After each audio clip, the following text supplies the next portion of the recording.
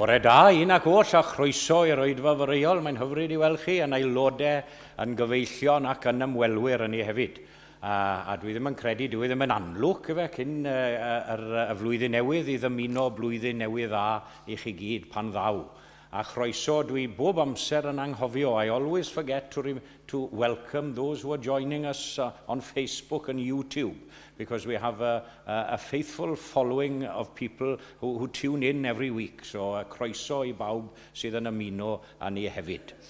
Ac fe un o ni, gyda'n emyn agoriadol, sef 79 geiriau addas o gasgliad Samuel Roberts, mawr ddyled arnom sydd I foli o'r nef, wrth weld o ddydd I ddydd mor dirion y diwef, ef yw ein craig, ein tŵr a'n maith, y flwyddyn hon ein cofio wnaeth. 79.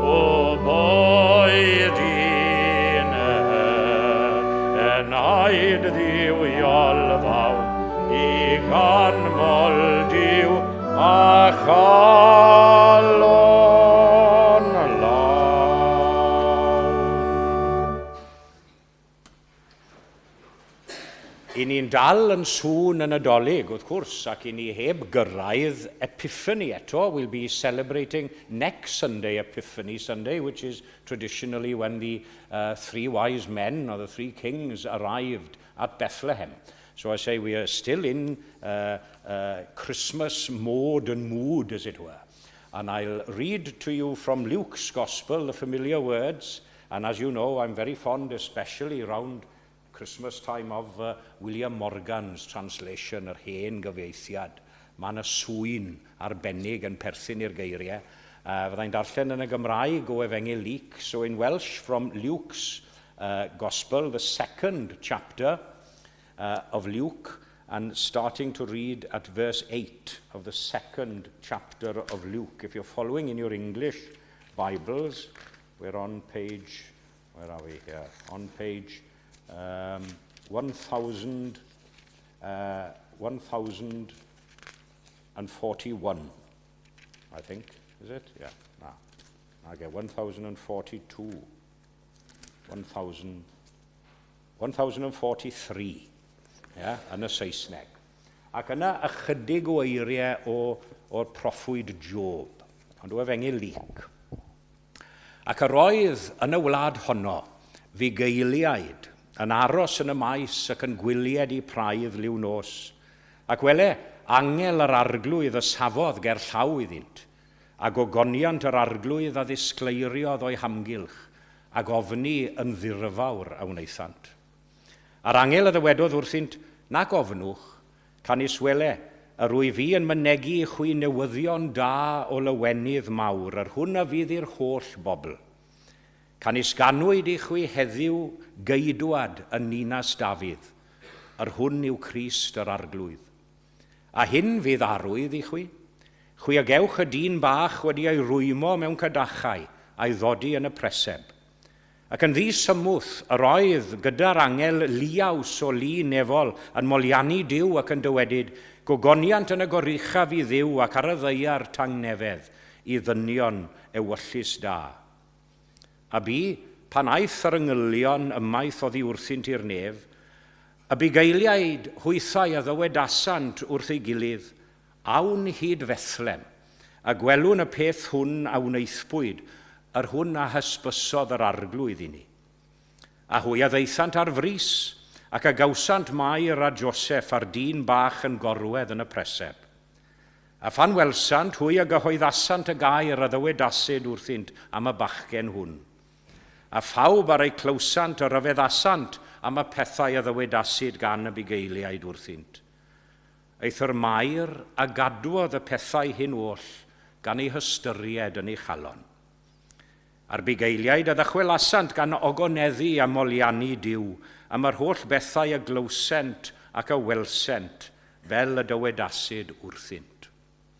Ychwanegau Duw i fendith at y darllen a'r gwrando hefyd o'i air. Ac yna ychydig eiriau'n Saesneg o broffwydoliaeth Job. Now, Job isn't known for his, well, we talk of Job, the comforter, mewn geiriau ironic, achos dyw e ddim yn adnabyddus am ei eiriau gysurlon fel arfer. And at the outset, these do seem like quite depressing words, but please don't be depressed, because there is hope. Although it says no hope at the end of this, but gobaith does come. Yeah? The 7th chapter of Job. Has not man a hard service on earth? And are not his days like the days of a hired hand? Like a slave who longs for the shadow, and like a hired hand who looks for his wages? So I am allotted months of emptiness, and nights of misery am I appointed to me. When I lay down, I say, when shall I arise? My days are swifter than a weaver's shuttle. Chi gyd wedi gweld Gwenol Gwehydd, a weaver's shuttle. And those are the words I want to stay with for a little while later on. My days are swifter than a weaver's shuttle, and come to their end without hope. Ond ma na obeth. Don't give up yet, there is hope. Iawn. Felly, fel yn gweud, ychwanegu Duw i fendith at y darllen a'r gwrando hefyd o'i air. Ac fe unwn ni i ganu gan yn gilydd yr ail emyn neu garol, 292, 292. Geiriau dwi'n dyfynnu yn aml adeg yn Addoliad gan y per ganiedydd, ymhlith holl ryfeddodau'r nef, hwn yw y mwyaf un, meddwl Williams, gweld yr anfeidrol ddwyfol fod yn gwisgo natur dyn. 292.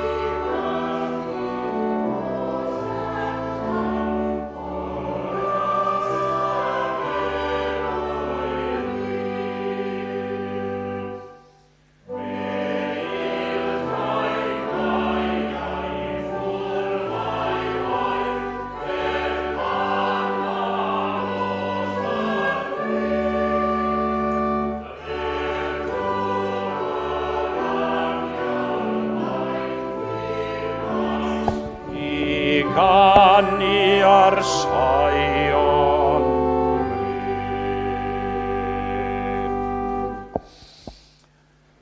A chyfle ni nawr I droi at ddiw mewn gweddi. Let us turn now to God in prayer.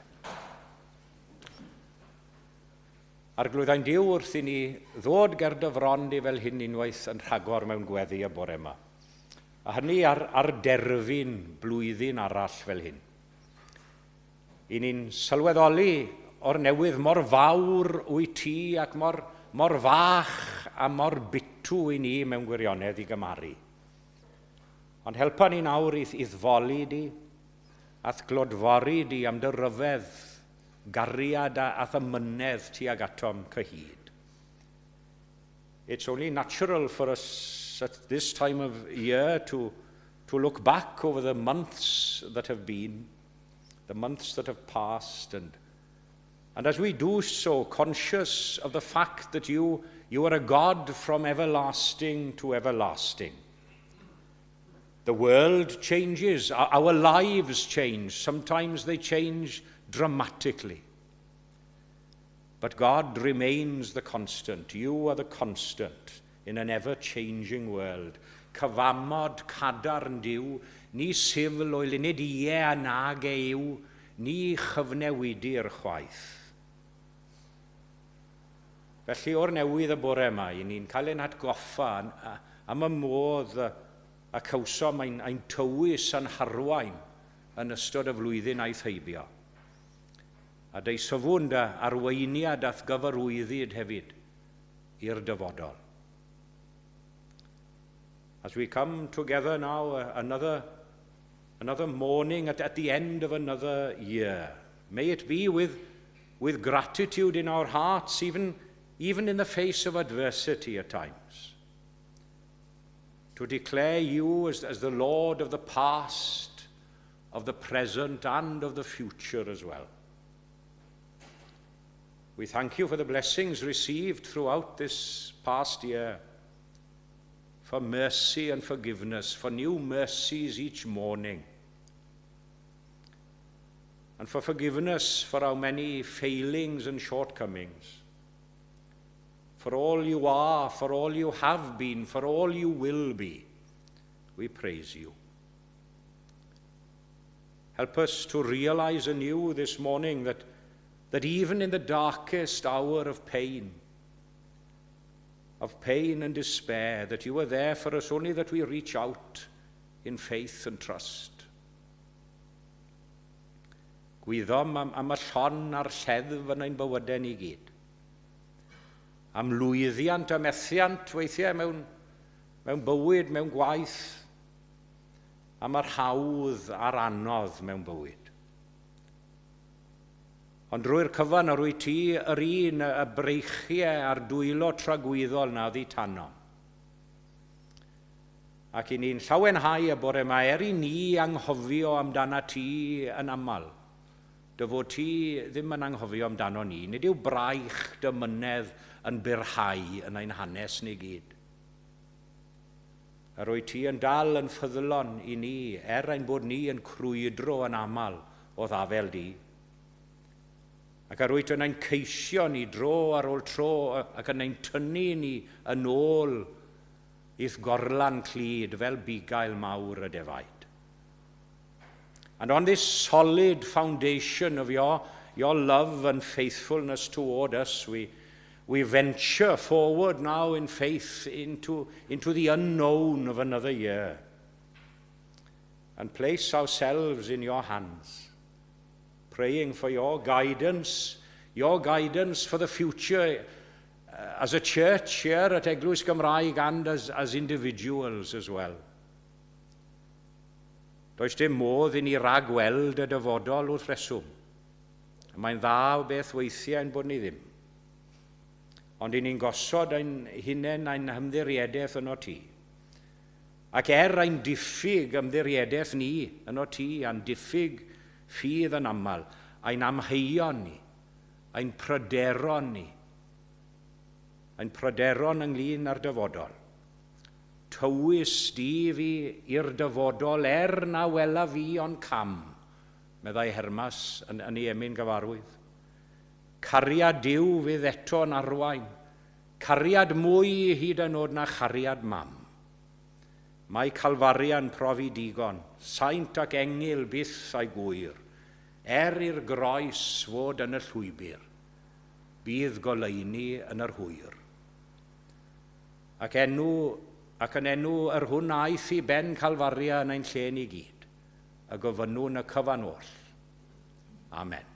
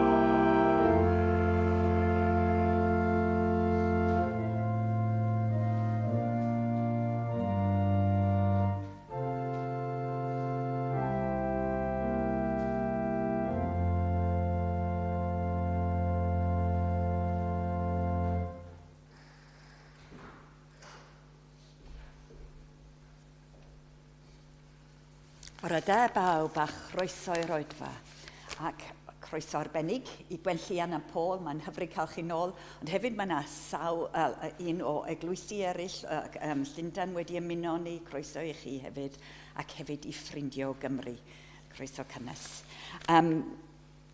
Llawer o ddiolch i Manon am eich cyfraniad ar yr organ, ond hefyd i'n gwneudog Rob, a mae'n harwen ni y bore yma, ac dim ond oedfa fore sydd yma heddiw, ac Sul nesaf fyddan ni nôl i'r drefn arferol. Felly fydd y gwneudog yn ein harwen ni mewn oedfa gymyn yn y bore ac yna cael trafod yn yr hwyr ac yn y nos ar ôl yr oedfa hwyrol fydd y clwb cyrru yn cwrdd. So next week, this afternoon, there is no evening service here, or no more services. Then back to usual pattern of services in the new year next Sunday. What else? Only one date for the calendar, and that's 14th of January, 4 p.m. Oedfa Blygain yn Capel y Byrra, croeso cynnes. Mae'n oedfa hyfryd, yn golau canwyll, ac fydd na ddim oedfa hwyrol yma y Sul yni. Ar ran yr eglwys, hoffwn i ddymuno blwyddyn newydd dda yn gwneudog, ac hefyd i bawb, fel o Rob yn dweud, i bawb sy'n gwylio dy gartre, ni'n meddwl amdano chi a dymuniad agorau i'r flwyddyn nesaf, ac i bawb sydd yma. Plis dewch lawr am baned o de a coffi, ac nawr rawn o hamgylch i dderbyn eich rhoddion.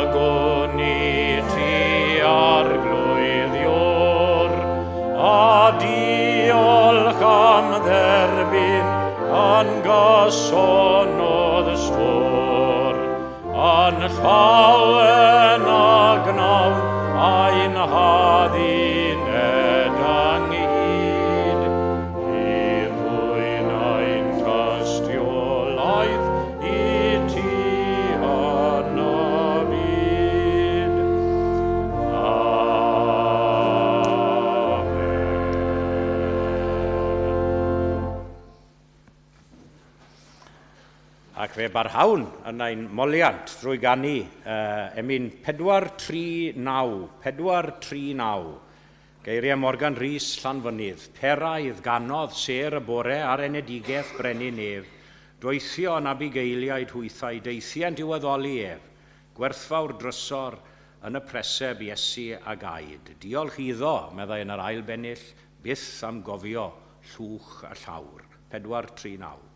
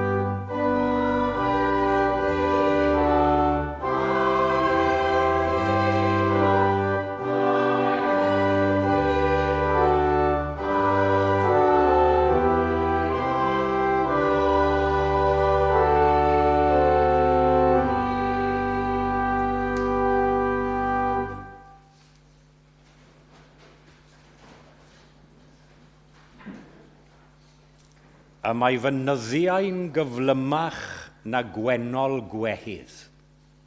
My days are swifter than a weaver's shuttle. A nine ar drothwy flwyddyn newydd fel hyn. Pa eiriau gwell mewn gwirionedd sydd â ni i ystyried na geiriau y proffwy Job pan ganodd e fel hyn. A mae fy nyddiau'n gyflymach na gwehydd, gwenol gwehydd. And a few little thoughts, more of a meditation last week and this week. You know how fond I am of my 3 headings usually in my sermons. But I have more of a meditation, a few thoughts for you now on this New Year's Eve morning as we say farewell to 1 year and welcome in another new year. Now, we've all seen a weaver's shuttle, I'm sure, probably the ones on industrial machines. You've seen them on television, if you're on carpet-making machines. When where the weaver's shuttle, it almost flies back and forth, doesn't it, as the lines of material are stitched together. And no doubt, even in ancient times and during the life of the prophet Job, there were primitive devices powered by hand and by foot Even in Egyptian times, they had, which would operate a weaver's shuttle as it moved quickly from side to side. A dwi'n siŵr does yr un ohonom ni'n gallu dadle gyda'r gyffelybiaeth yma chwaith, ond efe, bod ein dyddiau ni'n gyflymach na gwenol gwehydd. And I think at the turn of a year, sometimes we're doubly conscious of the swift flight of time. Tempus fugit, nefe? Time flies. Dyna ddywediad yn Lladin, tempus fugit. And you know, in the Bible as well, we have several lovely descriptions of the brevity of the time that we have here on earth. As a vapor which soon passes away, no trace. As a tale that is told, I like that. As a tale that is told, and as the flower of the field which soon withers and fades away, dyddiau dyn sydd fel glas welltyn. When we were young, I'm sure we all thought that time would never pass. We couldn't wait for our next birthday, could we? To be a year older, to be able to do something else, to be able to drive, perhaps, or to be able to go away to university. Dear me, oedden ni meddwl fel na nawr gwedwch? Na, oedden credu. Too soon, we all found out that time doesn't drag at all. Time doesn't wear lead-filled boots. It moves swiftly, like a weaver's shuttle. A chymod pan gyrraeddwn ni ar sylweddoli hynny, fe ddechreuwn ni gydnabod taw un o'n meddiannau ac un o'n buddiannau mwyaf gwerthfawr ni yw amser. Amser. Time is the raw and basic material of life. If you go to the high street in Bala, you'll see a statue of Tom Ellis, that great liberal politician of the Victorian era and leader of Cymru Fydd, oedd Lloyd George yn amlwg iawn yn mudiad Cymru Fydd, ond oedd. And Tom Ellis died at the age of only 40. Dear me, what he accomplished before he was 40.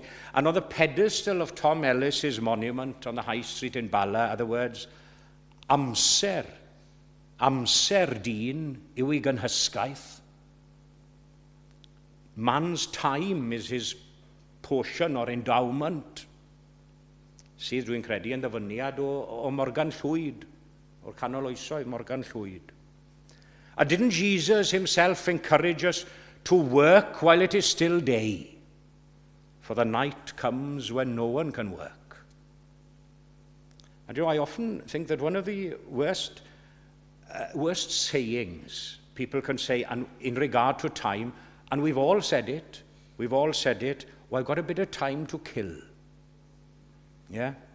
I don't have to be in such and such a place until such and such a time. I've got an hour or two to kill. Dear me.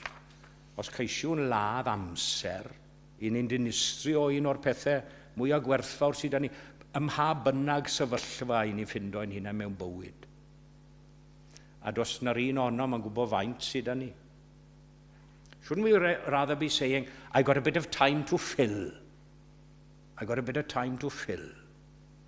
Because you know, it seems to me these days, people are more conscious of time's swift passing than at any other period in human history. Because I don't think there ever was such a hurry and a haste to get things done quickly.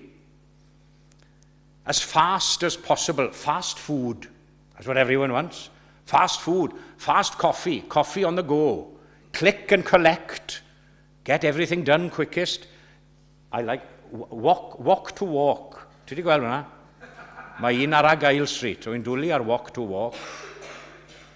Cyflymdra, cyflymdra yw Duw a reolwr bywydau llawer o bobl y dyddiau yma. The weaver's shuttle, it continues its flight. No one can possibly keep up with it. Don't try.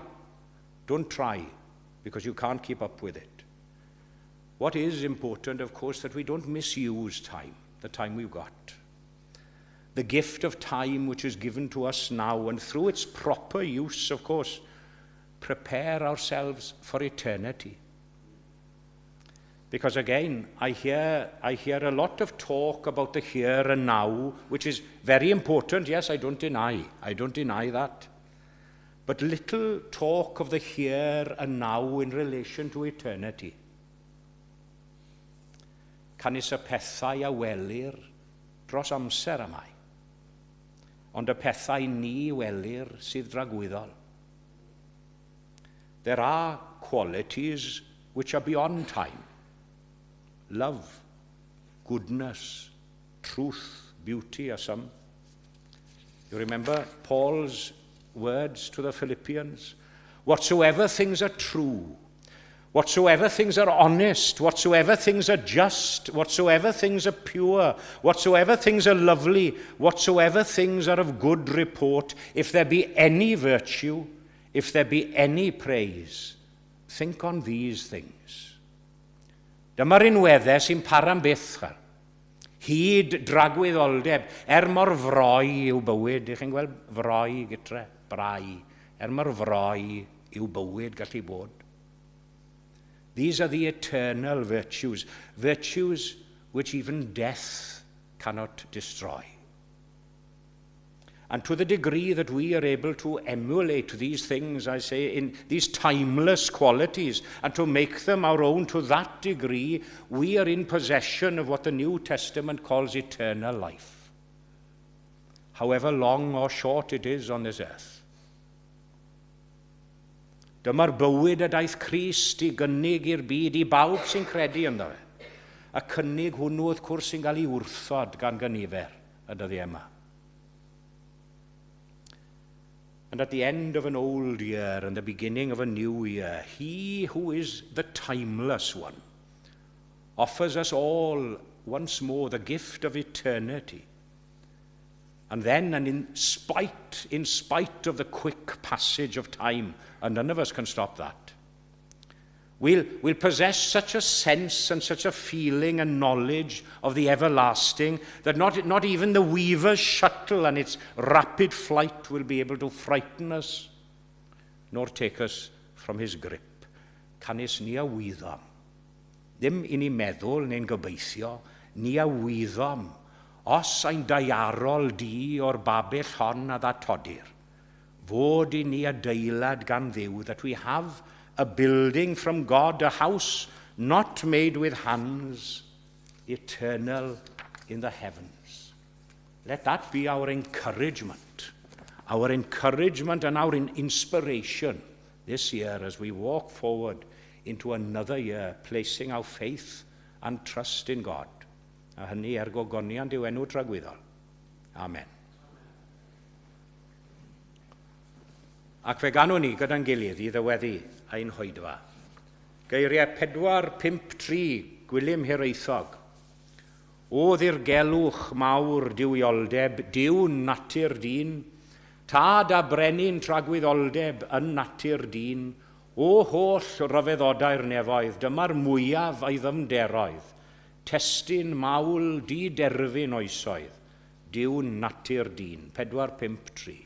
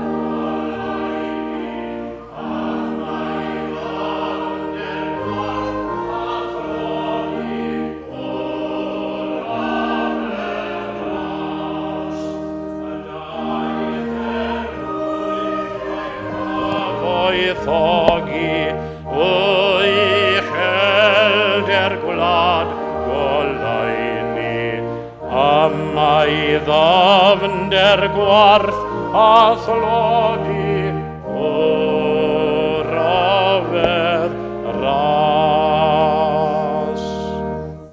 Cawn ni roi ein gofal nawr i'r arglwydd. Let us commit ourselves to God in prayer. A gras ein harglwydd ni Iesu Grist a chariad Duw, a chymdeithas yr ysbryd glân, a fyddo gyda ni oll a phawb sydd yn annwyl gennym ac yn absennol oddi wrthym ni, o'r awr hon hyd yn oes oesoedd. Amen.